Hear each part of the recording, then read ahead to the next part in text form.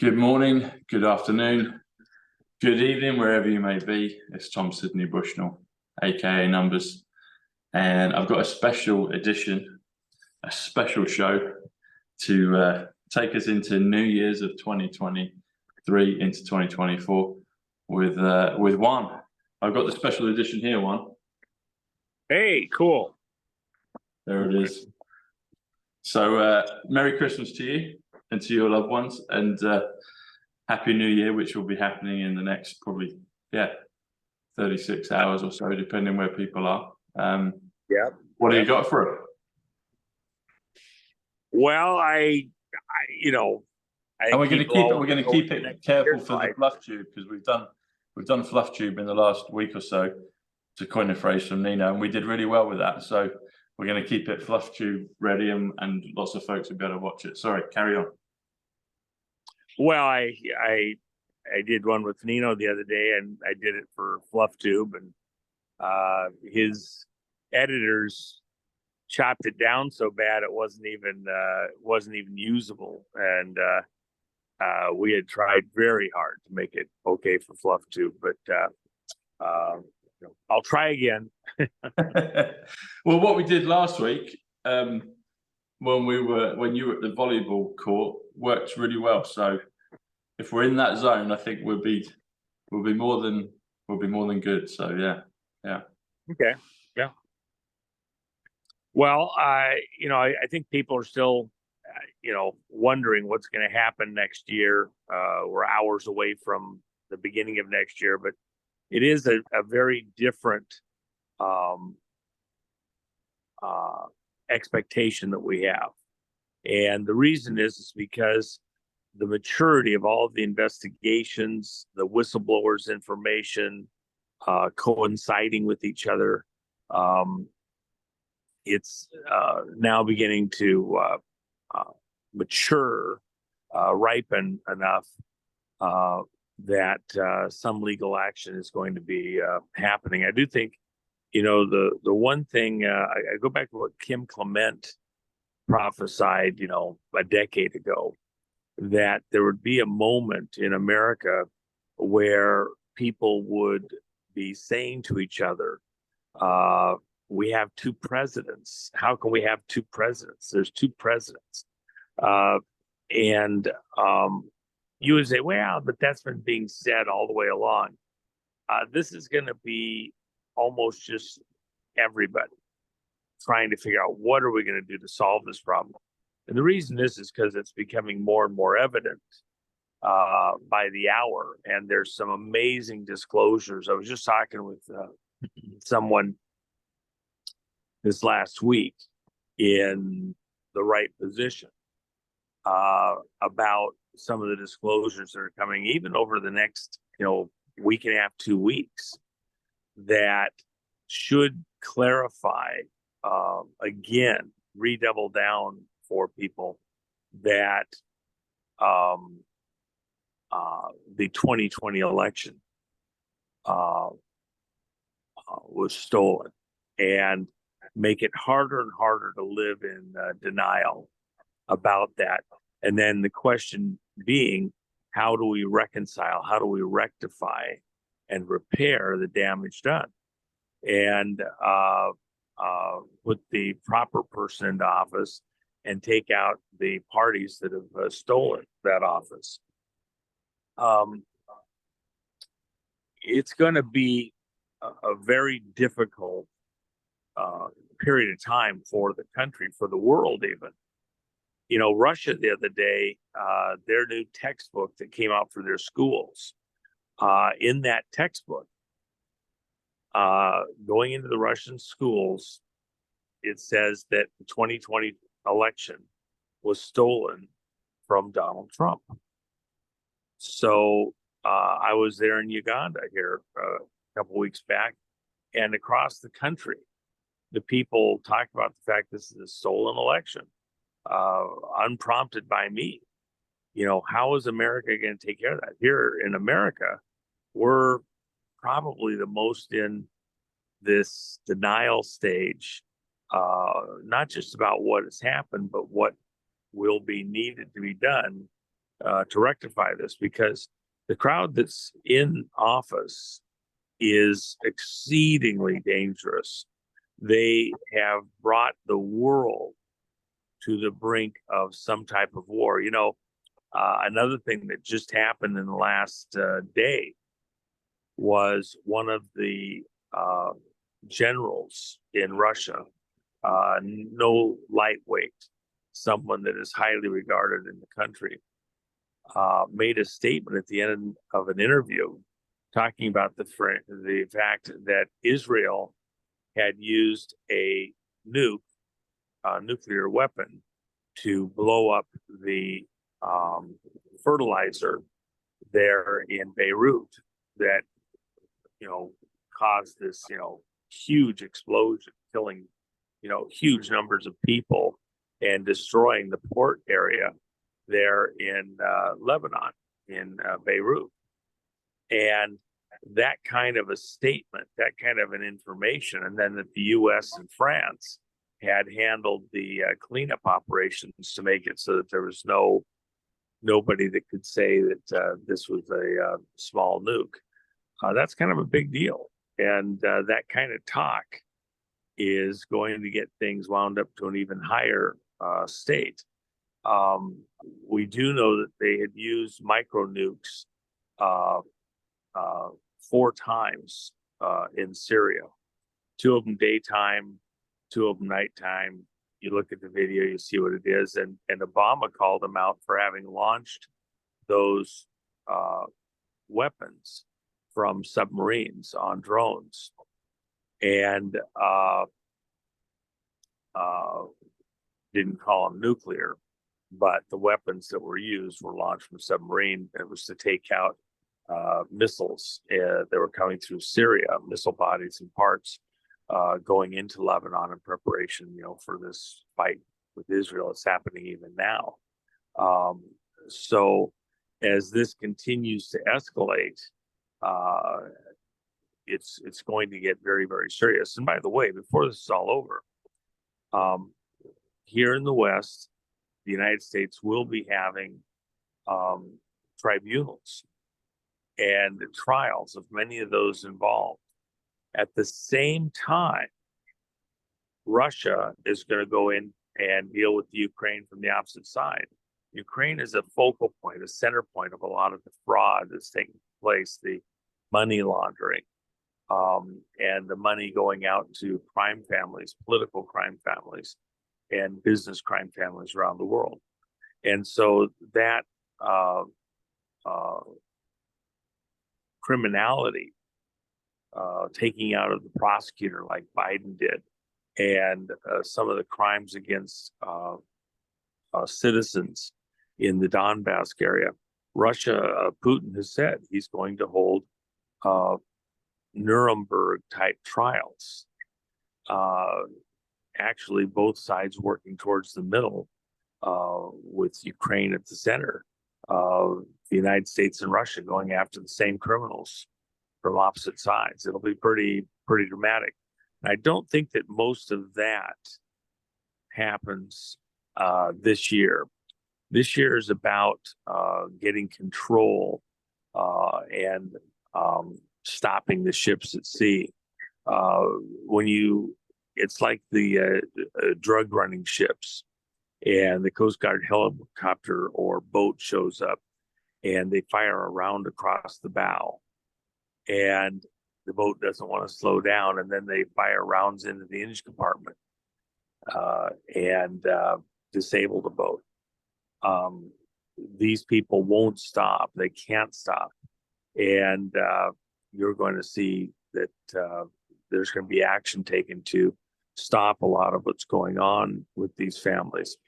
The Chinese had an internal document that I talked about, about 6 months ago, that was shared around amongst the leadership, in the Chinese political realm from their intelligence areas.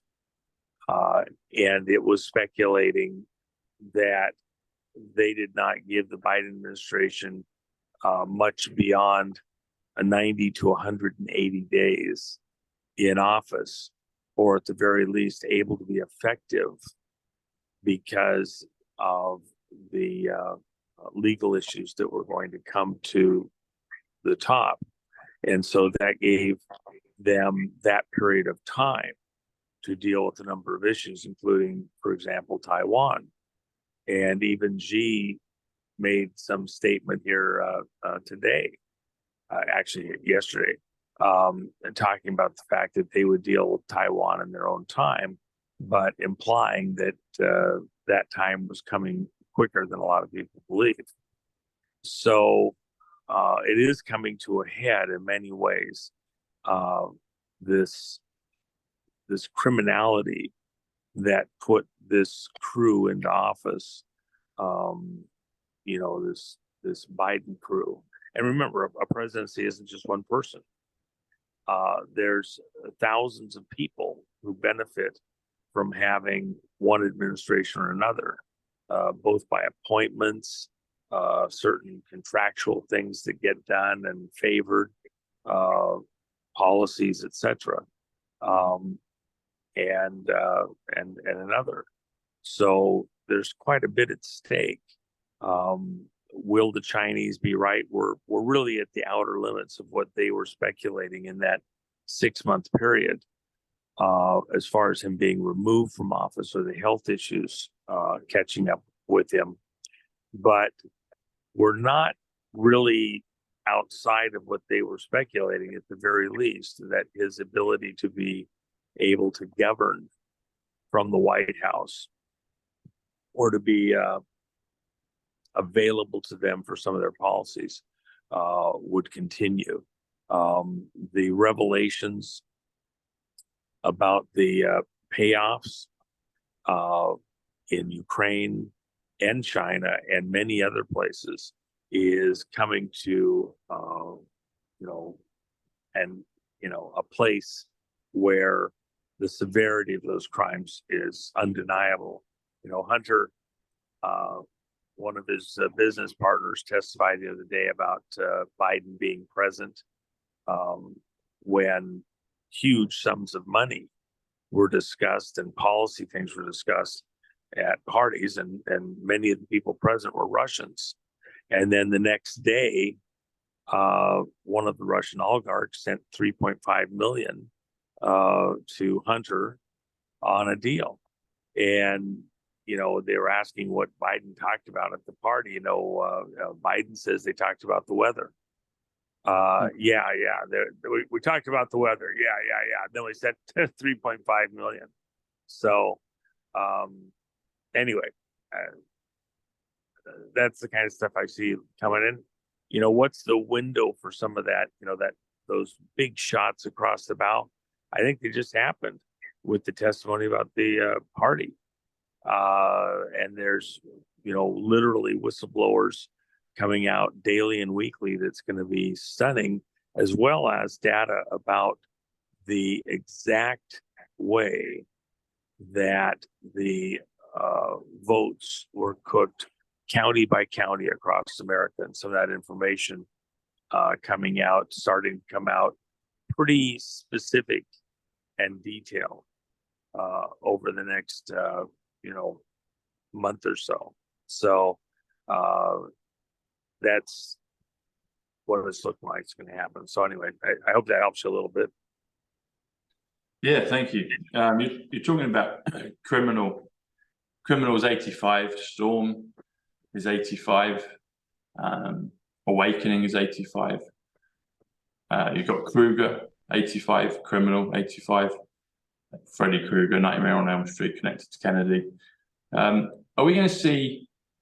So you talked about tribunals, and I'm assuming when you mention tribunals, you're talking about publicly. People can see. I don't think tribunals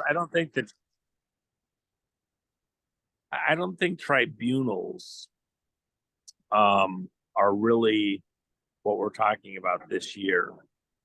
When you say this year, you're talking 2020. When you say this year, you mean you're referencing 2024? Okay. Yeah, this coming year. Yeah. I don't think the tribunals actually occur there. There's all sorts of legal back and forth and arguing, and attorneys want to look at the evidence against their clients like that. You could have some stuff, but there's a lot that has to happen before you actually get to a trial, even in a military setting. And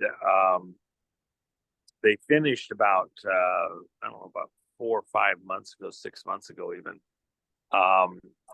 the new evidence review area at GIPMO, and where attorneys would be able to review classified evidence in a secure setting.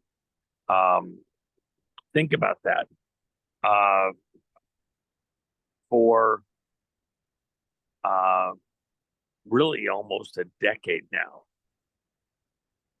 Democrats have gone on and on and on and on and on about how they were going to close GIPMO, and had to be closed.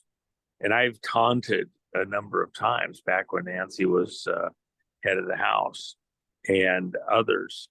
If you're actually in charge in that arena, why don't you just close it? Why don't you declare a day when all of the troops there can go out and have a free-for-all, do figure-8 racing with their Caterpillars and backhoes and tractors, and just mow everything down, okay?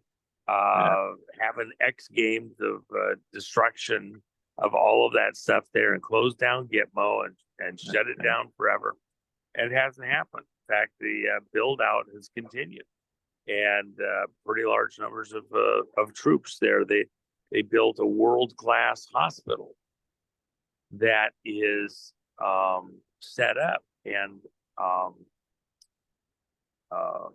with the supplies and everything to treat geriatric patients, old people. They're nowhere close to shutting that down.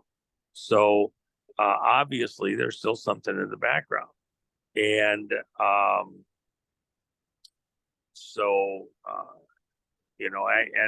I'm aware from personal knowledge that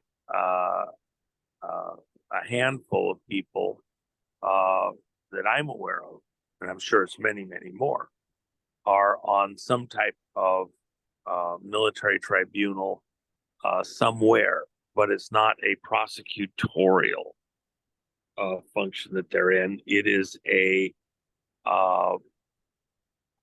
investigative function. Tribunals are convened to review evidence in kind of a grand jury type of a setting, and then hand down indictments, and then the people are brought before prosecutorial tribunals to face their charges.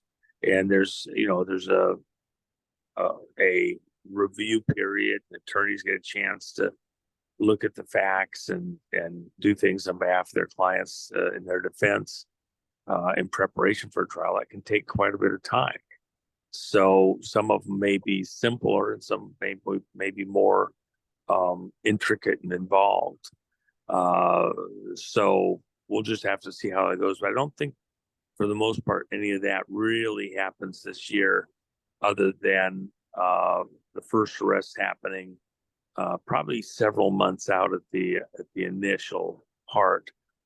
There have been some early things that have happened with some of the players in the blackmail, bribery stuff that have had some criminal stuff brought, and of course Trump himself being charged multiple times this year, but not the big stuff that we're really looking for in 2023. It was the year of the whistleblower, 2023.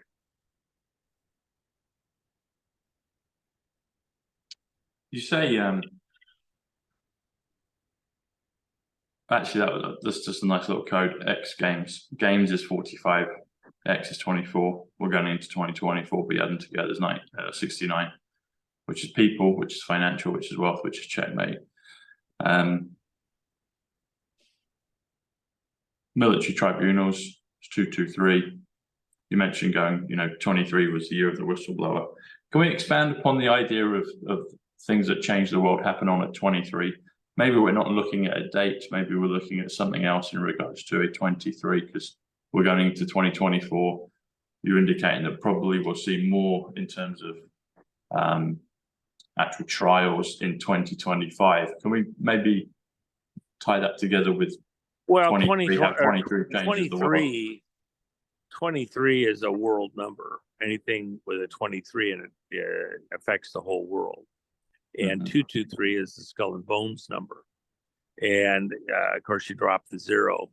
But again, and I've said it numerous times, there is a meaning both on the good and the bad side with the numbers. And so just because you have a number, you can't just look at it as being good or bad. There's a balance. A balance there, depending on who's wielding the number around. So there's quite a bit coming. There's a particular thing that I, for example, Facebook was founded on February 4th. I can't remember what year now off the top of my head, 2004. And so that was a breaking the 8 number. Anytime you have a 2-4, it's intended as a breaking the 8 number, which is the infinity sign, this figure 8 hourglass thing, and the infinite spot at the center is that membrane where spirituality and physicality are meet, and it's this infinitesimal center point, and to break it allows the interaction between the spiritual and physical world in this way that these Merlins and magicians and occultists view things.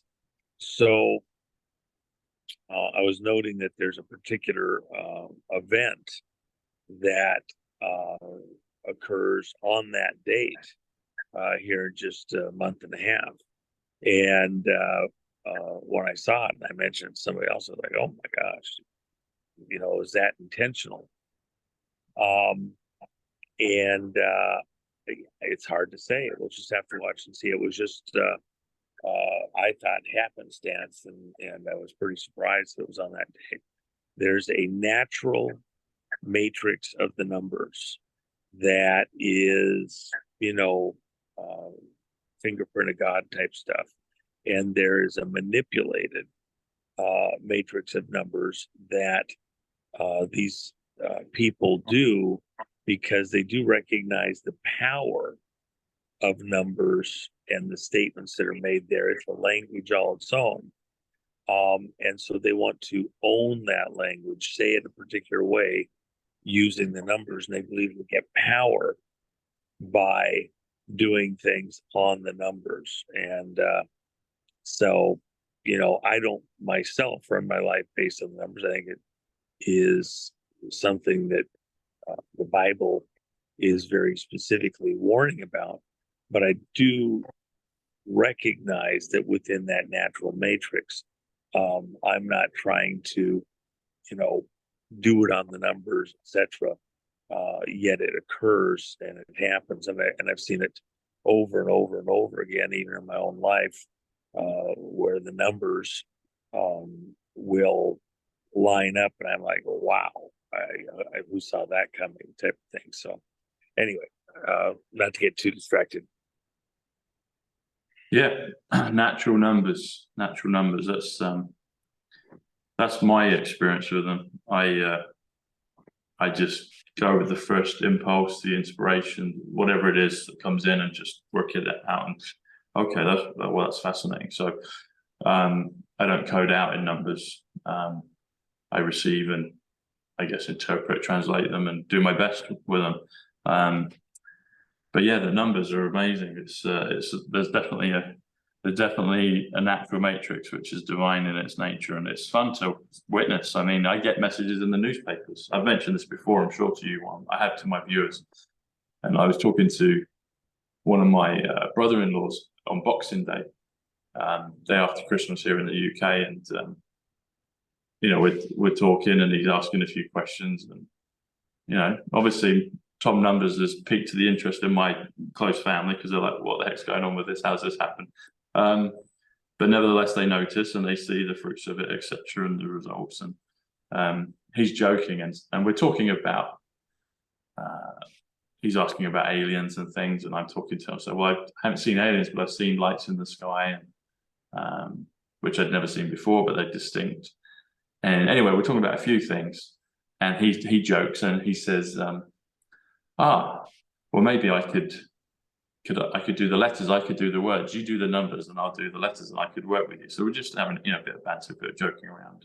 And his name's Harry, and I'm talking to him about the Daily Star newspaper.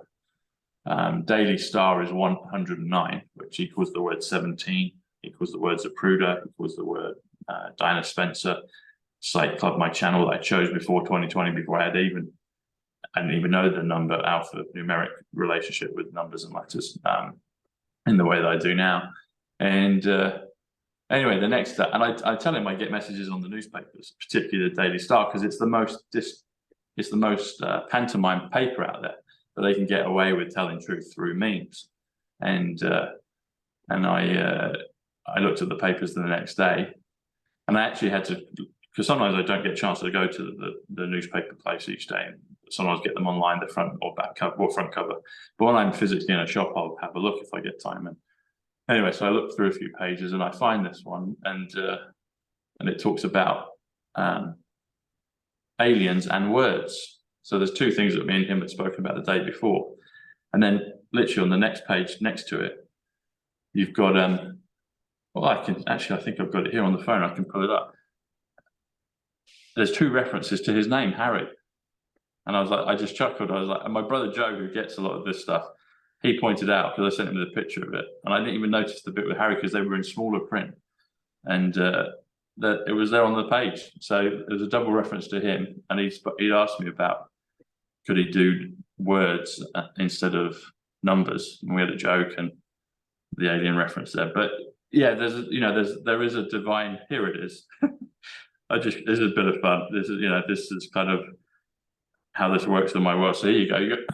You got close encounters of the word kind. So we've been talking about aliens and words instead of numbers. And then on the next page, there's his name, Harry. Tributes to Harry, Harry Hall. And then, they're both on the same. Here you go. I think you can see it here. You can see both next to each other on the pages. Anyway, so that's an example. But it's fun because to be able to share it with relatives. And I've sent it to him and he's kind of gone silent. So he hasn't really responded. But maybe it's just a bit kind of, too much. But it's something for him to chew over and think about. I was going to say, well, you've been newspapered. You've been star newspapered, Harry. So maybe something will come up again in the future for him. Well, again, there's a kind of a natural thing. Some of it's, more fun, and not a lot of substance to it. It's just an interesting thing. But for example, when you look at the Bible, there's although that one I have to say there's substance to that one, because I get the newspaper. I get 3 or 4 of those zingers, I'll call them, in the newspapers every week. People could say, "Oh, they're coincidence," but I've had numerous. Not just that, that's an evidential thing that I can show, but I get it throughout the day constantly. And so it's humorous, but it's also, from my understanding, what I see it's a nice nod. I mean, I've had other ones that are bang on point. I did a code the week before about the importance of the election, and they had my name on the front. They said Tom. Actually, it was the back page, and then it just added up to Tuesday, the 5th of November, and I'd done 2 shows the day before and the day before that about it. Anyway, so it's fun. I enjoy it. I'm grateful for it. Wherever it's coming from, I'm grateful for it. So this one here, Darth Vader. Yeah, let me just say this. For example, the people behind the scenes, the editors, things like that, they will put codes in that are no accident. Okay. Yeah, I For believe that. example, on 9/11, there were numerous number codes as they started about talk about the victims and how many there were. And as they kept upping the numbers, there was codes in the numbers that were just, to those of us that understood what we were looking at, was just obvious. And we see it in other events, some natural disaster, and then they'll report the number of victims, and they'll, use key numbers. Even other events, for example, when we had the issue, you talk about aliens. Okay.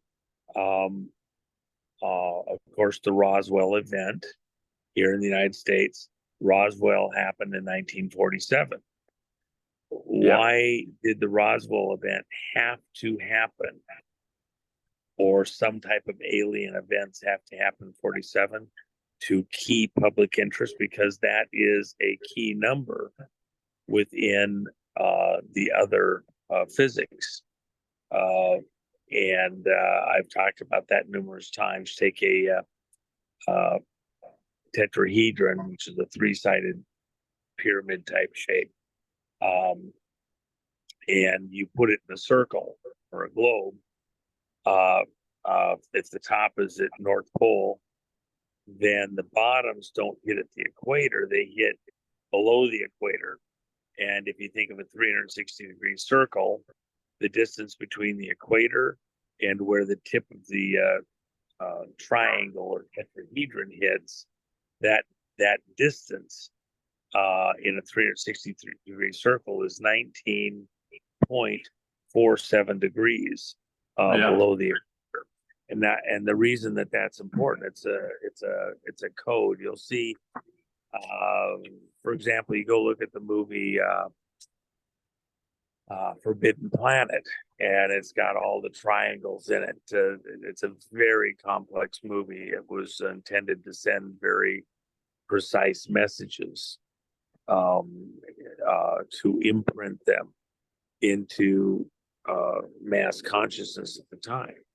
Came out in 56. And there was all sorts of effort to begin getting certain concepts and ideas into the general public's mind, planet-wide, especially in the US. And so there was lots of hidden messages there, within especially the whole idea of the aliens. Now it's quieted down, yet even in the political stress that America's experiencing right now and out across the world, one of the things that's there in the messages that were in the WikiLeaks stuff, Hillary Clinton and her campaign manager, John Podesta, exchanging notes. And Hillary asks, is it time to play the alien card?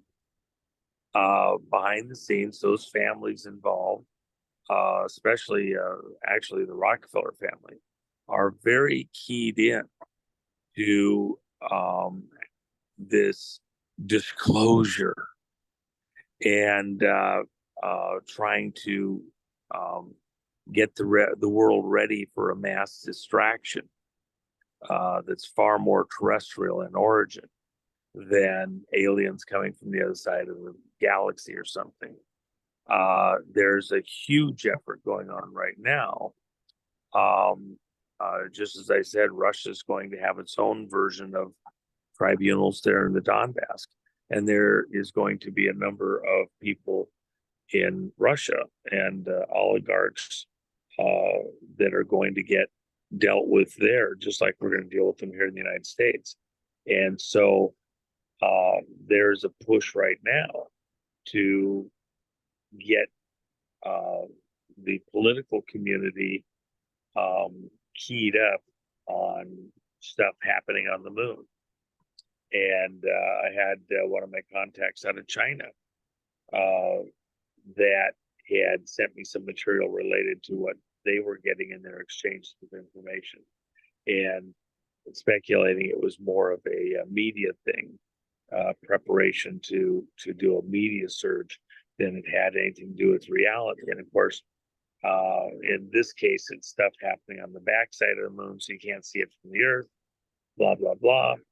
And was asking me how I thought about that. And then I had other people, one, I shouldn't say people, but a particular person within kind of our community, in the Patriot community, asking if I was aware of that and what my thoughts were.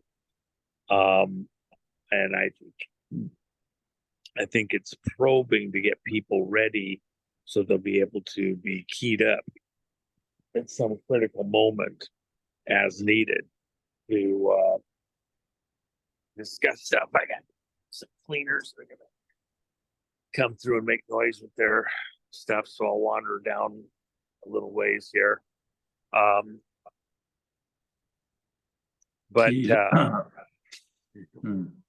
don't want to have the fan going in my ears. They get closer. So anyway, just food for thought there. Yeah, looks like the ice wall there, one. This is the one I was saying to you about. So when you talk about people behind the scenes, I definitely believe that who they are, how they're doing it, because it seems more than just a man being able to do things, but maybe it's just a man at the Wizard of Oz. But I think it's higher than that, in my opinion. But so here, this is from months ago, and you just see on the side there's a picture of Darth Vader holding a mobile phone. Now, I'm known on my channel here, but particularly on my locals channel, on News with Top Numbers, I'll do a decode of the newspaper headlines, and I'll hold up the mobile phone because it's just a nice, simple way that I can talk to the audience. But over my shoulder, people see Darth Vader, and I like the story of Dark to Light 125, Disclosure 125, John Kennedy 125. But you can see Darth Vader's holding a mobile phone. And the last time I watched Star Wars, which maybe I'll do later today, he's never held a mobile phone up, but he has in the newspaper, because I'm the one that always holds up the newspaper on my mobile phone, and Darth Vader's over my shoulder. Anyway, so they're the fun things that happen, but I think they're more than fun. I think they confirm some of the work that we're doing. So talking of the team behind the scenes, am I wrong in this assumption? I'm assuming it's a blend of, military precision, but also, for want of a better phrase, higher being divine assistance, because I don't know how a man can just measure precisely everything continually on so many levels all at once, unless he's got maybe a quantum computer that's helping him do it. But it seems to be a divine component that's bringing all these threads together, and the natural numbers, the natural synchronicities, the natural confirmations, that is like fuel to help us keep going, keep going into the dark, having light accompany us, and keep turning the checkerboards over, the counters over on the Othello board from dark to light. Well, in fact, actually, did you see, I think it was the Sun magazine, I'll have to take a look and see whose it was. Did you see that Melania wore another dress with cubes on it? No. Yes, and I think that's a very telling thing. We talk about numbers. Of course, in my book, I have cubes on every page. And so E equals, MC squared is Einstein's things. Well, election 2020 equals mega to the third power over corn. And I've talked about that a number of times. And so cubed. And Melania wore this dress as the last, people, I've talked about this before. Presidents like to use secret codes to communicate. So Biden liked to use hand signs. Obama had certain times that he liked to do it. Clinton did also. Times on a clock when you could, if you knew the code, you would listen to what he was talking about at exactly that time in, day in a speech. other presidents have used, where the shadow of the Washington Monument was falling on an hourglass type of thing, or the buildings that the shadow would touch in daylight or moonlight to do what they say what they want to say, that somebody else would then listen right then to get their opinion on something that's happening globally or something. Quite bizarre stuff. Trump was using language of semaphore. And so in the language of semaphore or flags, Trump communicated everything critical that he wanted to get out there. And if you knew, that was what it was, who was the flag? Well, Melania was the one flying the flag. She was the flag staff. Once you understood that, then you watched her dresses, and then you knew what was being said, what he wanted to convey at different points in time. Well, the cubes was the dress she wore as the last dress while he was president, when she got off the plane there at Palm Beach and went to Mar-a-Lago. And the cube, of course, it's all about 2020. I'm transistorizing a much longer conversation. So with that in mind, here she wore another cube dress. It looks like it's just squares, but it's actually intended, if you look at it again, what's a cube? Well, it's a square. You're looking on its side, just one side. And recoding again, pay attention, it's all about 2020. And in this preparatory moment, getting everybody ready for what's coming, the Trump comeback in a most incredible, bizarre way. Yeah.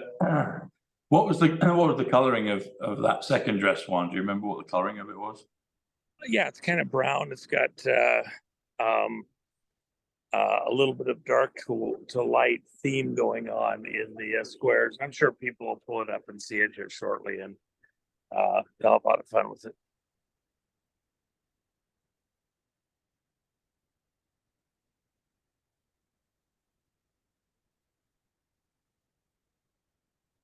Come back.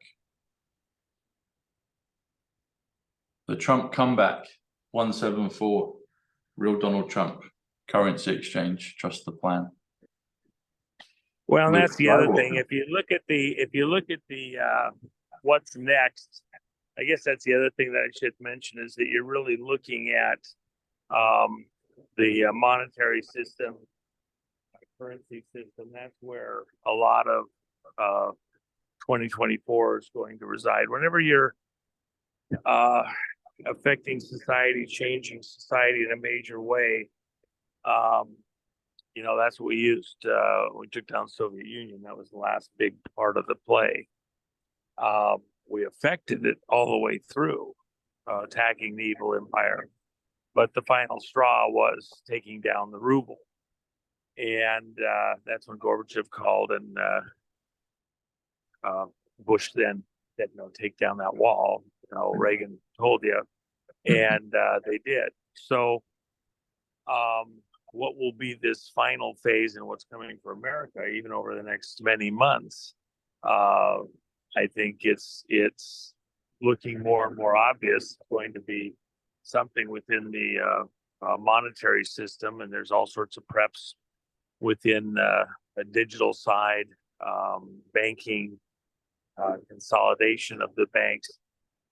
And that brings it all to a head here in America, simultaneous. The implied threat in this chess game, if you take us out, say, on the election stuff, we'll take you out on the financial stuff. And are you prepared for the consequences in this tit for tat chess game? And so the board is narrowed down now to that last little bit, just like it was when we took out the Soviet Union. And you're down to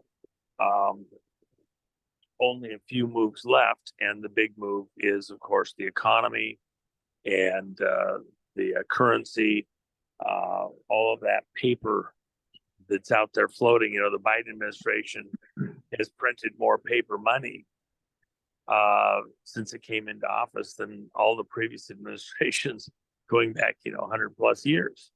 And you have, real drama that comes from that. And they brought in 10 million refugees from around the world that put huge stress on the economies of cities and states. And eventually you reach a breaking point. There's a tipping point, and then there's a breaking point. And we are being bowed over far enough that eventually you break the back of the economy, and that's this next phase. Now, I will say this: when we collapsed the ruble, brought it down 40% lower than what it was to begin with, that was catastrophic. But it didn't destroy Russia, and it didn't destroy the ruble. It stressed it to high heaven, but it didn't destroy it. You can stress the dollar pretty radically. Doesn't mean it's the end of the world. And there isn't an intent to destroy the dollar. The intent is to control the population with these stresses on the currency. And so a lot of people misstate it. It's gone forever. It's going to turn to powder. You're not going to have anything. Nah, the business of America is business, and they want America to be able to function at a certain level. They just want it to be able to function at a level where they control what's going on, and that the population is in a very needy state, similar to what happened at the collapse in 29, and then the Great Depression here in America previously, and the population becomes compliant for what they want to do. Who's they? This globalista crowd that intends to bring America to its knees, so it will allow itself to be molded into this new world order that they are trying to bring into being, including this whole green movement and other things, which is being pushed heavily right there by the Brits, your backyard, your people in the political realm, and in this Davos, banking, center of the world there in the square mile. That's a good point, actually. You've directed it into. So maybe, well, there's two questions. One, maybe answered in whichever order you wish, but people are talking a lot about the Iraqi dinar going on to BRICS in January. I haven't really studied it much, but I see a lot of stuff about it, and they say that will affect the dollar. And then talking to the Brits, I don't know if I've asked you this question before. I may have done, but it's good that you brought it up. In America, you see it's there's Biden versus Trump, and there's a massive, obviously, and I'm part of that. There's a massive movement behind that. Here in the UK, there's really it's quite rudderless. No one really believes in the politicians, and I'm wondering what shape or form the UK will take in time. Will there be an obvious candidate for leadership, or will it come to the point where America is sorted out, America first, and then there's a ripple effect around the world, and other natural leaders appear, whether from in plain sight or out of the shadows and into plain sight, because really here no one really cares about it, and it's just a weak flapping in the wind, and it's rudderless, and there's no clear. Hold on. There's no clear person to follow. This is very important. When you have weak leadership. What actually is going on is that these puppeteers behind the strings that are actually pulling the strings, Yeah. they're able to do things they want uncontested. Yeah. The puppets are not fighting the strings. Okay, that's why you want a Biden who is unable to function barely. I'll use this example. Patrick Byrne did his book Deep Capture, and Deep Rig, Deep Capture. I get them confused there. And there's a recent article. You don't have to pay for it. It's $5. Go buy it. It's the most important read anybody can do here. It's painful to me that people haven't read this amazing account that he gives. You know, you talk about whistleblowers, you know, all this stuff right now about whistleblowers, you know, and what everybody should do and what Trump should do. Go read the account of a for real whistleblower. Okay. He was asked, because he'd done stuff in service to the American government several times, not a paid informant or anything like that. He had done stuff a number of times at the request of the government, looking at certain situations. And, you know, kind of behind the scenes, a good American trying to help out. He was asked by his government to convey information, and he did. So they said, look, we know that Hillary Clinton has been receiving money illegally during this campaign for the presidency. And we want you to go set her up. We want to get it on tape and in a way that, you know, we shouldn't have a person in the office of the president who is, you know, taking bribes, foreign bribes from outside the country. And so we don't know how you can do it, but here's what she did before, and set it up for us if you would. So he goes and does it, and he gets Hillary Clinton to take an $18 million bribe. Shortly after he did this, he thinks, you know, they're going to arrest her. It's going to be all over. She's going to be taken off the Democrat ticket, and nothing happens. And he can't believe it. And so in the, you know, course of trying to get to the bottom of what's going on, the same FBI agents that asked him to do this come back to him and say, hey, actually, forget everything you did. Forget everything that happened. You know, pretend it never happened. If you know what's good for you, you will forget everything that happened. And so he is like, you know, what in the world's going on here? What's this all about?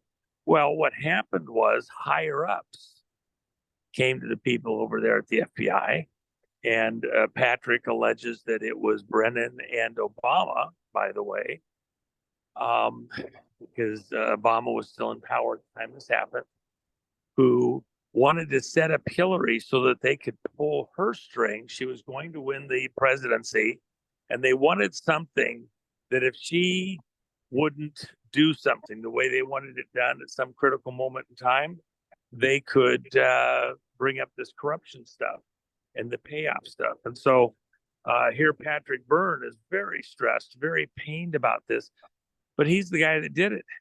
And he has testified behind closed doors to multiple committees in our government about what occurred. And, you know, he's got the facts, he's got the paperwork, he's got the data. He's not talking out his ass. And he's talked publicly about it. He wrote the book about it. You know, he's saying that Hillary Clinton got an $18 million payoff from him. And the only reason he was asked to do it is because she was getting other payoffs besides this. This wasn't the first time. He was just the time that he did it. And then people in power, Obama, were going to try and leverage that to control Hillary, to make sure that she did certain policy things where they were pulling the strings even after, you know, Obama was out of office, Brennan was out of office, and others, Comey over at the FBI.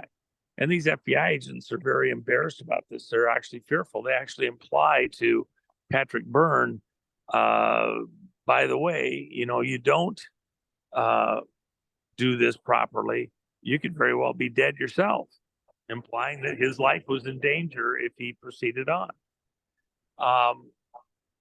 So with that in mind, she would have been a very weak president. She might have looked powerful at some level, but an appointment, something she would do, some angle on global warming or something like that. If she wasn't 100% going to go with it, even if it was a painful struggle, they'd pull this out at any time to leverage her. And in fact, we had a situation back when I was dealing with stuff in Arkansas. There was a candidate that was winning, 80+% of the vote. He was a shoo-in to become another U.S. senator, and certain things were happening, and we became aware of the fact that he had video, which was conveyed to us, where he had been sexually involved with a minor boy. In discussing this at a later time, and we brought it to the attention, he withdrew from the race because he couldn't take the pressure. At a later point, discussing this with a family member of the individual involved, he said, that was he wasn't actually gay. He didn't actually operate that way. That was what they had to have for him to be able to go to the next level in office. And they had something else on him prior to that, financial. They already had him compromised. A particular term was used, and they just took it to another level. And so that's a common thing.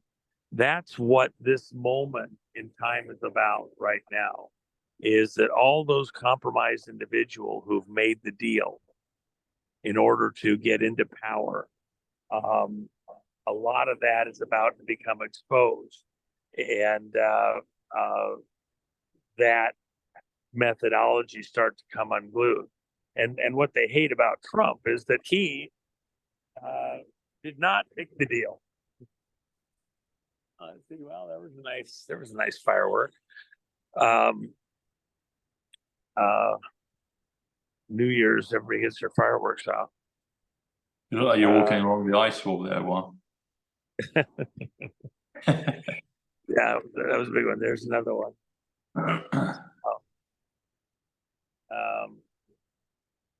It is fun out here at night,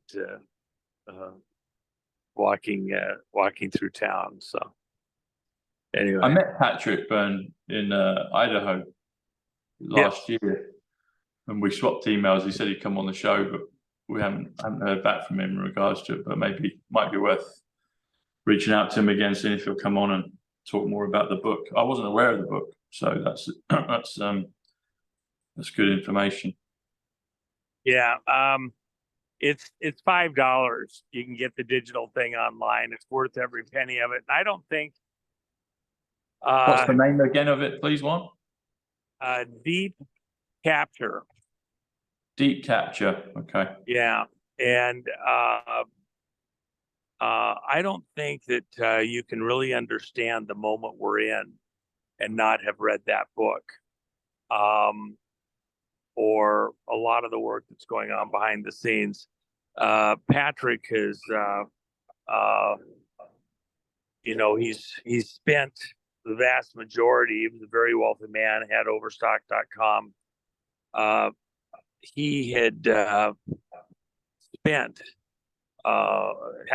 up to this point in time the majority of his fortune to get to the truth of some of these matters and pushing patriot stuff. And he's an amazing individual. The whole world should be very thankful for his diligence in doing some of the stuff that he's done to try and bring the truth of what's going on in the politics out to light to the nation. It's a big deal, isn't it? It's a very big deal. I mean, you just don't realize he's put his whole life on hold, as many of us have, in order to, show what's really going on behind the scenes, and in the way that power is wielded, and in an attempt to return power to the citizens. And Patrick has been very vocal. He didn't vote for Trump. He's not just some Trump acolyte, but he is absolutely cognizant of the fact that the election was fraudulent. And the people in power right now are a danger to the whole world, because they have objectives, goals that they want to bring to pass, that put them, like crime families, into some permanent control, including the way elections are run, so that they can, you'll never get another honest election, forever. It's Capone's Chicago. It's running the country, running the world, according to, their, criminal mindset, if you will.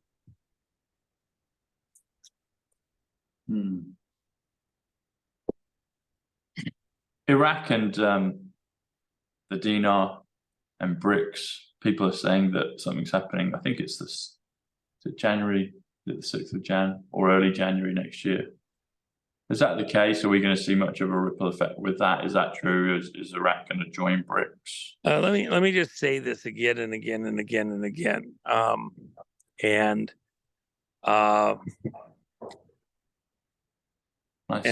repeated it over and over. You're looking at a game where the players involved, they create the rules. And so they say the rules are this and this and this for international banking. And so by international law, international banking rules, this is required, that's required. And so to reconcile issues related to the dinar and other things, they have to do certain things and pay things back at certain agreed values, et cetera, et cetera. And so within that community, they've been waiting for the big payoff forever. And then there's certain rules that if you're going to take this huge payoff, you have to have a charity. It's got to be able to do certain things. And then at this golden moment that nobody knows when it's going to happen, it's everybody's going to be called in. You're going to have to, convert your dinar into dollars or whatever currency it is. And then you'll have these vast amounts of money. The reality is, if you did actually create these vast amounts of money, it would not have the same purchasing power after the fact. Not everybody's going to be flying around in a 747. And if you did, who's going to be servicing them? Because everybody's a gazillionaire and all their relatives don't have to work again forever. And they've all got, 50,000 acre farms. And they're all doing good. Stormtroopers, the AI, and make them the ones that do all the work. Is that in the plan? Well, again, there's a disconnect from the way things actually work and the consequences. Every action has a equal and opposite reaction in the physical world. And so the one thing doesn't happen without consequences. Suddenly flooding the economy with massive amounts of cash runs prices up. And instead of the farm you want to buy costing 50 million, it costs, 500 billion the next day, because everybody's chasing the same thing. It's not that the farm or the airplane or anything else actually goes up in value. It's that the money that you're planning to buy it with goes down in value radically. And so there's an entire industry built around that whole dinar thing and like that, and other similar currencies, the Vietnamese currency, the Zimbabwe currency, and all that. And it just won't happen like that. Now, is there something that approaches a GASAR and ASARA type of an event? Yes. Is it what most of these people in that zone are actually talking about and anticipating? No. So there is something coming, not exactly as people may think, but something good is coming. Well, let me say this. I know that guys that I trained several years ago, a long time ago, now about just shy of 2 years ago, they I had a meeting with several of them privately, and they were preparing to go dark based on non-disclosure agreements, and they were doing work that will create this situation to create a backing for the dollar using certain metals, and I think it's exactly what's required. It's stuff that we talked about all the way back to the Reagan administration, even before Reagan came into office. So I do believe that we have some interesting stuff coming. I understand the basic principles of what is intended to be done. I'm in agreement. I think it makes perfect sense, and it will, in the longer run, stabilize the dollar. But I do think there's some drama afoot, not too different from what the ruble went through, and that usually metals are a poor investment. If you're mining them for industrial purposes, etc., great. But things like gold bars and coins and all that, they neither spin nor toil. So they're not doing real work. If you have them hidden under the bed, you're much better off having a tool, a piece of machinery, a piece of property that grows stuff or does stuff. For example, banks don't like to loan money on raw land. The reason they don't want to do it is because it's an expense. You have property tax and other things, but if it's not growing something, if there's not a building on it that can be rented out, if there's no improvement to it, then it's not doing any work to service the interest on the land. It's all on the person that wants to buy it. Now, if you're buying a piece of land, put a house on it, and they're tying the loan of the construction of the house to that land, that's a different thing, and they will then do it. But they want some constructive purpose to be going on the land that they loan against. It's the same thing if you take your labor, convert it into cash, and you can put it in an investment. At least you get some modest interest from it. If you invested in a business on Wall Street, if it's something that people really want, computer program, oil development, mining, widgets, paper clips, whatever, and then it can make a profit. Well, then you're investing in the tool, the machinery, the people that actually make stuff, and are doing stuff to build things.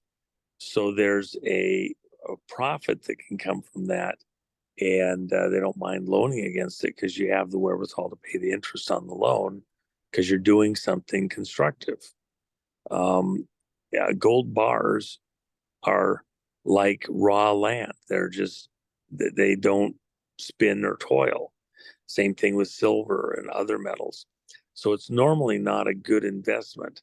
The only time that things like gold and silver are really great investments is as a reserve of wealth, a store of wealth. And so when you buy them in a tumultuous time, you're actually putting it somewhere that has real value. And the proper objective is to do it on a temporary basis until things get going again, and then convert it back to something that makes something. That's why it was not wrong to go from a gold-backed economy on the dollar to an oil-backed economy, because it's something. Energy, oil does stuff. Energy makes the world go round. So if you back the dollar with oil, it's continuously doing work, running things, airplanes, tractors, cars, businesses, buildings, heating houses, allowing people to be more productive at a personal level, running stoves and things like that. And so now it can do work, and you're constantly refreshing it and growing it and expanding the uses for that oil that you continue to pull out of the ground, or gas. And so it's an important principle. When you're coming into some kind of a traumatic moment, and there's some kind of a full stop that may be coming to economies around the world, the material that you put stuff into for a pause isn't stuff that does work necessarily. It's a reserve of wealth, a store of wealth. And this is one of those moments where had you taken your high value of rubles before we collapsed it and just got gold or silver and waited it out for 3 or 4 years, you would have come back in. Not even that, you could have waited 10 months or something, and you'd have been fabulously wealthy. Where do you think all these oligarchs came from in Russia?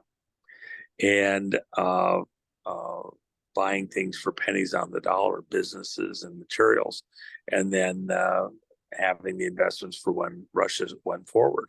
If you can go into an intermediate thing that has a store of value like gold or silver and pause on the far side of what's coming, you'll be able to convert that back into things that do work that people want and make stuff happen. And by the way, the problem is that if you try to anticipate up front, some of it's not as clear as you might think. Which cities are the places where people are going to want to be for their real estate? Which produce are people going to want to buy after the fact? Maybe they don't have problems with some blight or issue that's brought to them. Is it going to be office buildings in a city or farmland?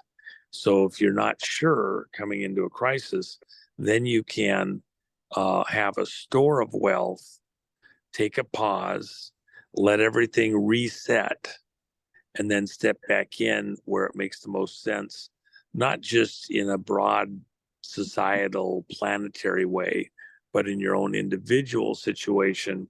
What are your specific needs? What's close to you? What's close to your heart? Close to your family, that you can step back in and then convert that store of wealth back into things that do work and produce wealth. That click for you? That makes sense? Yes, that does. That does.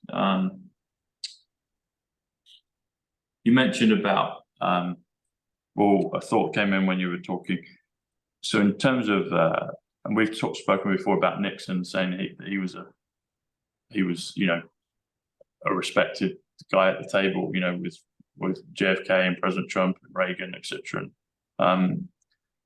So was he forced to take the dollar off the gold standard, or was that something that we can't see the value of yet, or the circumstances were horrible. Remember, Nixon had to put in price controls. We were in a horrible economic situation. Inflation was going crazy because we were, fighting wars that were just going on and on and on. There was all sorts of drama that was taking place that was engineered to put America at stress. My gosh, people talk about how stressful this moment in history is. You don't remember all the things happened in the 30s with Germany reemerging, the Great Depression, with the economic collapse here in the U.S. and all the farms being lost, and California growing like crazy at the same time. The 40s with the World War and the rebuilding of Europe up in through the the 50s and early 60s. Korea, all the dramas that happened with the destruction of governments, Iran, Chile, Indonesia. Indonesia is a forgotten genocide that happened in the mid 60s, where Obama's mama was posted when she worked for USAID. And by the way, the head of the CIA, Webster, at the time, there at the church committee hearings in the 70s, said that every USAID member working in South America was an employee of CIA. Well, by extrapolation, would you say then that the ones in Indonesia were also? Yeah, that's what Obama's mama was doing, was working for USAID, mapping the population. And then that became the basis for this genocide of one group of people over another, and the overthrow, if you will, of the legitimate government of Indonesia. And by the way, Sukarno and Suharto were the two presidents' names. I always get them mixed up, but I believe it was Sukarno that came forward and said that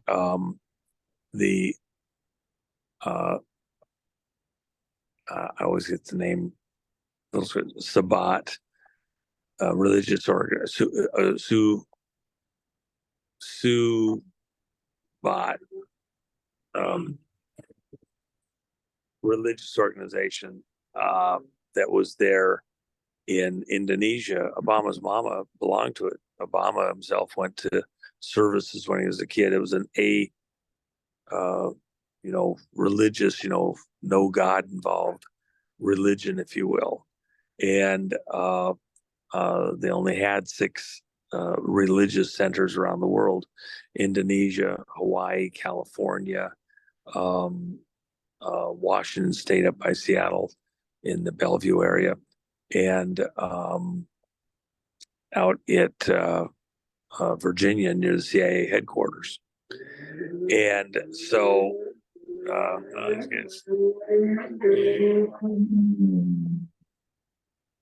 little fast here in town.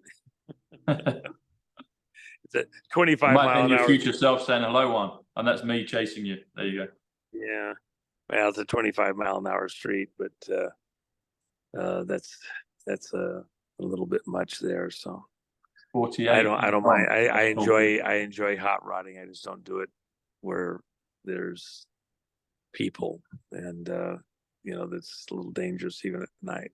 So No, you don't got a want lot of that. people that are going home from work and tourists like that. So Yeah. So you said about that with Nixon that there was crazy inflation going on then.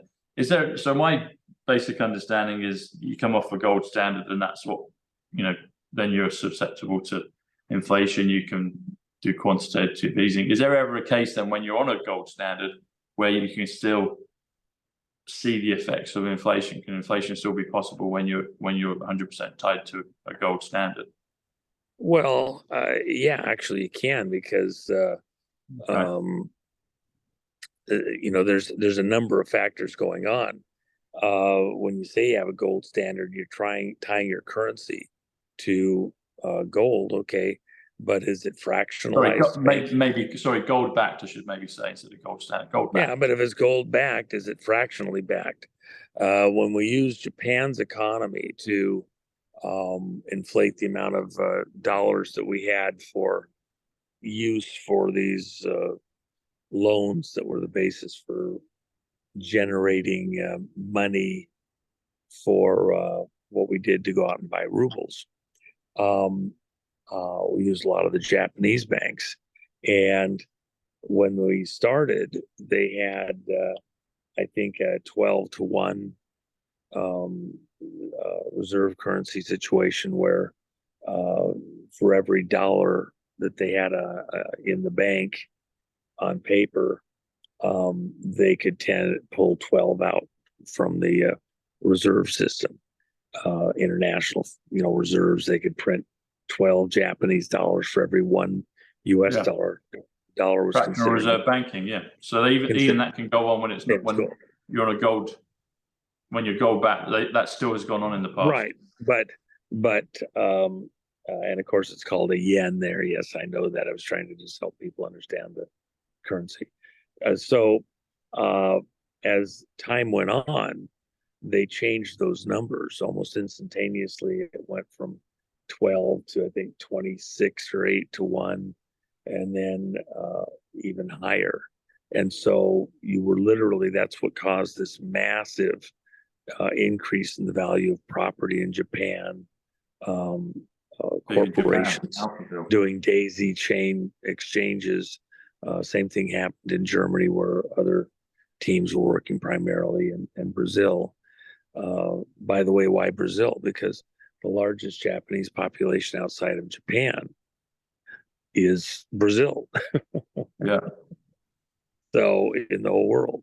And so it was an easy, natural thing. And with the bola and like that currency down there.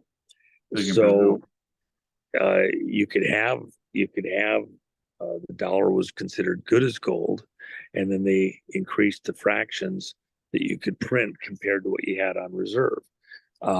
So you can do the same thing with a gold-backed currency, and you get politicians involved, and all of a sudden, they can legislate any kind of theft they want to.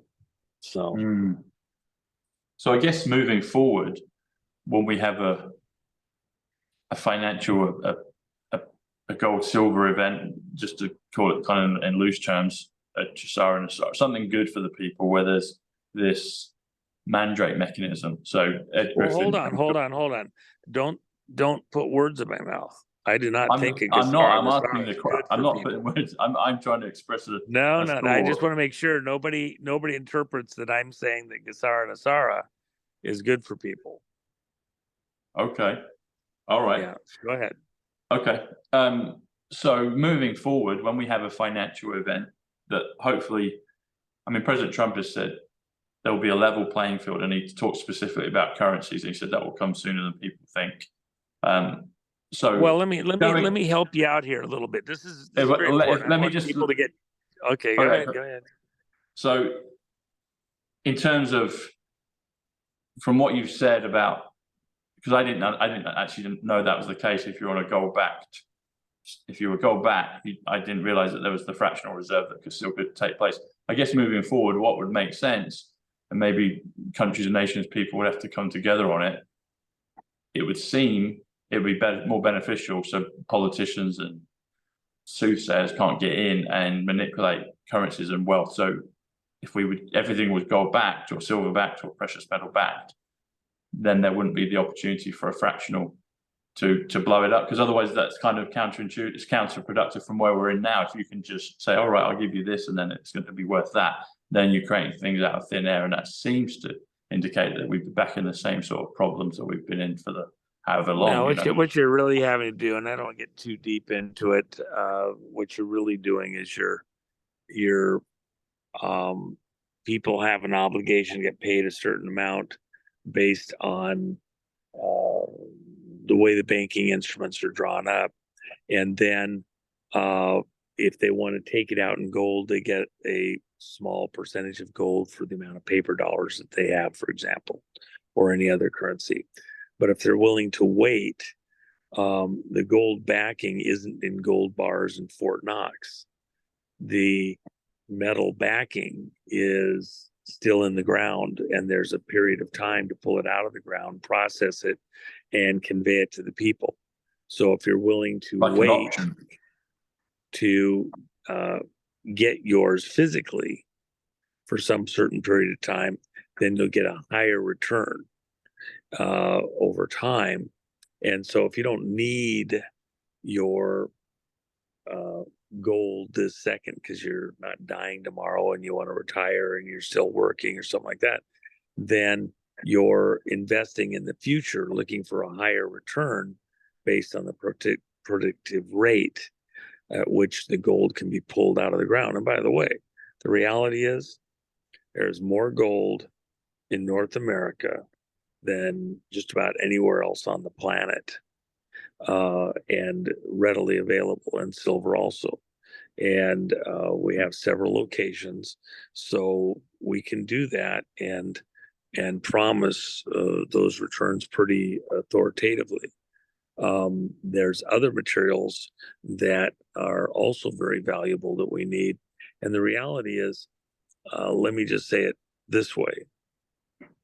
The current run for lithium around the planet, the stripping of the surface of the earth for lithium, for the batteries, that is, they're just raping and pillaging the earth. The places where they're doing this, it's very disturbing. I saw some stuff down out of Panama the other day, and it just couldn't have been more upsetting. And the reality is that when you're trying to store power, it's and this being supposedly the best way to do it, really isn't a great way of doing it. It's a fad, if you will. The mechanism for taking energy right out of the charge state, surface charge on the earth, where there's a flow from pole to pole, which is what Tesla was using, a ground charge and then adding a pulse to it, is pretty straightforward. The systems for accessing that, the circuitry, if you will, require a bit of a jolt to get moving, but then can use that charge state very effectively once they're going. And so you'll need a very modest battery or capacitor in order to do that. And you won't have anything, it'll be a fraction of what we're using today. And it doesn't have to be lithium, high density, compact, etc. And so those materials that are more valuable moving forward won't be gold or silver necessarily. They will be other materials that can be mined. And so you may very well have a basket of materials backing currencies that will make radically more sense. The next 1 to 200 years will be a counterpoint to the last 150 years, where coal or oil and gas, energy makes the world go round, were the medium that was powering the industry of the earth, the build out of the earth. The next 150 years, probably longer, ultimately, will be with accessing the energy that's already available in the earth directly, but not using oil and gas. And so the materials in the rare earth elements will be the basis for doing that and working that conversion. You have magnetic properties, electrical properties, and they're not actually even anything weird or mysterious. It's not, we're not just solely talking about the next wave of technology based on the other physics. You can access that using the current physics models and do a pretty good job of it. And so you're going to see a transition to things. What countries will have something more valuable in mineable quantities and media that make them wealthier than say Saudi Arabia. Saudi Arabia had the lowest lift cost of oil in the world at about $1 a barrel. And so it was able, and still is to a certain extent, to leverage the price of oil up or down by just turning on the oil flow or shutting it down like they did in the early 70s, and hurt the dollar because we tied our, we did tie our dollar to Saudi oil. That was a banker's plan. And, Aramco, Arab American Oil Corporation, well, who's the American? Standard Oil, Rockefeller family. And all the big families tied their wealth to oil production, coal production, gas production around the world. Energy makes the world go round. So if you want to, invest in industry, great. If you want to invest in what the industry has to use to run, you're going back to you don't have to figure out which industry is going to be the productive one. You just have what they need to run it all. And it's going to be the same thing with these materials in the next great build out for the planet. And once you get past the easier stuff, which is actually quite a bit on the planet, it's all over the place. You just have to decide you're going to go get it. And there's certain places where it's easier to get than others. Get a basket of it. And those will be the new Saudi Arabias on planet Earth. And then eventually, not too far out, we'll go out and start mining the moon and asteroids and things like that. And it won't be that difficult as we get out. Might sound like it today, 20 years out, 50 years out, you might be an early adopter. But as you get out there past 20 years, you get out there, 40, 50 years out, and even 100 years out, you won't need most likely to do as much here on the surface. It'll be easier and even more concentrated, more accessible to just go grab certain rocks out there flying in space and put them into some captured orbit around the moon where they're not, coming in and hitting the Earth, and then mine them right there and send the material back to Earth. Very concentrated. It's not huge, ocean liner size quantities. That's not what you need for this. I want to go to the moon with you next time, Juan. Let me know. Yeah. I'm serious. I'd like to go. Yeah. Talking of the precious metals, I've always enjoyed this one. So rhodium, you probably have more knowledge on this than I do about how plentiful or not plentiful it is. But the interesting thing about rhodium, when you spell it out in numbers, is 88, which is Trump. And the atomic number for rhodium is 45. And obviously President Trump is 45, 45th president. And then the atomic symbol is RH, which comes to 26, which comes to God, comes to gain, comes to card. So rhodium being the most expensive precious metal that we know of publicly right now is no, is it's Trump's not the metal. most expensive. We got plenty of them that are more expensive than that. Tell us, I don't know them. Tell more us. common. You have 17 rare earth elements that are the keys, and What are scandium, things like that. Well, they're more expensive per weight than rhodium. Well, tritium. I think tritium's up there at several 100,000. Of course, that's what you use for nuclear triggers. I've been teaching false doctrine. I've been telling people that rhodium, just under $1 million a kilo, is the most expensive precious metal. So I stand corrected. Nah, there's other stuff more expensive than rhodium. The key thing that you have to kind of keep in mind, they all have different purposes and uses, and they're fairly specialized. And so on a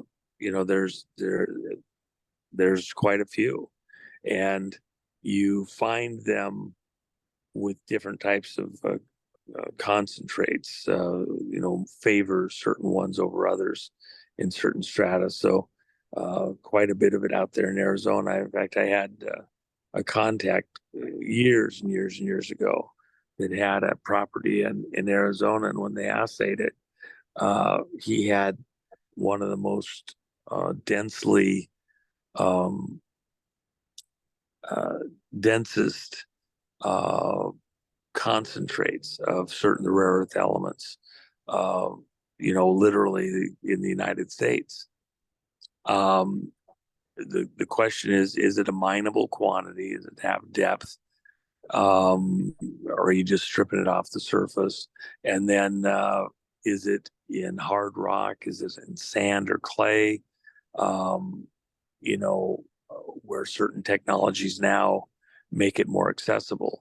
One of the other things that's coming right now is that where it was very hard to get concentrates of certain of these materials because of the way that they were doing it, that's changing very radically. And so the biggest thing within the rare earth elements will be the relative ease of mining and concentrating it compared to the way it's been done for the last many decades. And there's, huge revolutions taking place in that. There's quite a few different systems. I have one that I personally think is, I favor, and for various reasons, with its ease and simplicity. And so even there, those prices are going to come down radically. And the real question is who's going to have the most readily mined quantities in the most readily mineable types of media. And so, China's dominated there. And they're cutting off their supply to the world. The reality is that that's not going to hold up that long. And we've got some pretty amazing stuff that's coming in that world. So, when you say media, did I hear the word media? Like the material, is it the material? yeah, is it rock? Is it sand? Is it there's actually a way to mine it in lava, and so certain locations where you may mine it in a way that nobody's thought of up to this point in time in certain shallow mineable areas near volcanic activity. The stuff going on up in Iceland right now might make them one of the favorite places on the planet. Nobody's thinking about it. Oh, it's horrible. We're being, huge overflows. It's going to destroy part of Iceland. No, it might be a profit center. Iceland, yeah, it's a special place. I've stopped there a couple of times, not explored it, but I stopped over. It's like you go to a time warp there. You talked about well, you said sand. Sand is 38 gold, which is great. You talked about a lot of silver, a lot of gold under the crust in America. You mentioned Arizona. The Grand Canyon, I've heard some theories that people say that the Grand Canyon was a huge mining center that caused the No. The only reason that it's a big deal is because that's where this huge lake was trapped up all across Canada during the last ice age 14,000 years ago, 12,000 BC. And then when the temperatures on the earth heated up, global warming the last time around, right? The last, 10,000 years, hello, sheesh. Then what happened is that when the ice dams broke, that water flowed, and what you're really looking at there is one great big huge sluice box. So then you just have to look at where the locations were where the material concentrated in that sluice box. Any miner knows that. Anybody that's doing stuff with heavy materials. And so there's no great mystery here. Okay. So that was a natural phenomenon. It wasn't mine. It was ice age that caused the Grand Canyon. Yes. Okay. Yeah. Well, the interesting thing about the numbers on it is the Grand Canyon, Arizona is 233, John Fitzgerald Kennedy, gold-backed digital currency. So anyway, Juanito, it's been a real pleasure. It's always fun. Thank you for staying up late for us, for the audience. People have been loving you this last week, so it was great to get you on again. Well, I appreciate getting a chance to do it, and I've been so busy during the days. It is fun to get out and take a walk here at night, and I do enjoy